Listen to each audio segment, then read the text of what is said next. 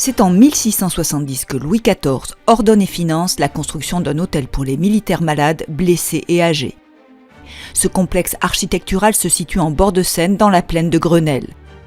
Derrière une façade de près de 200 mètres de long, les bâtiments s'ordonnent dans une symétrie autour d'un axe médian perpendiculaire à la Seine. Chaque côté de la cour contient des réfectoires. Les dortoirs des Invalides sont dans des bâtiments formant des cours carrées.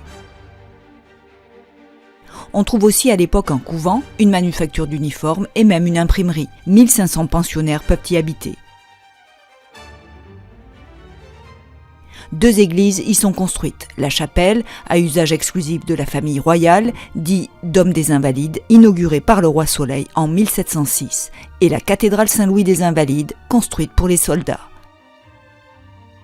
Sous la Révolution, les insurgés récupèrent fusils et canons destinés à la prise de la Bastille.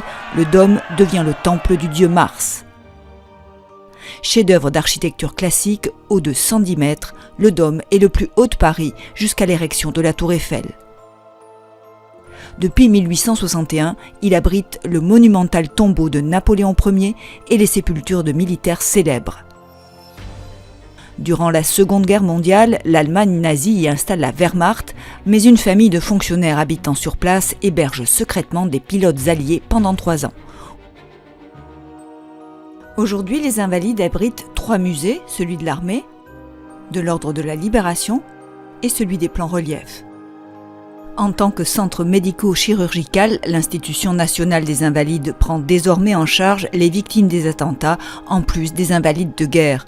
Les Invalides sont un lieu symbolique, c'est dans la cour d'honneur, longue de 102 mètres et large de 64 mètres, située au centre du site, que la France rend traditionnellement les honneurs à ses héros militaires et ses grandes figures.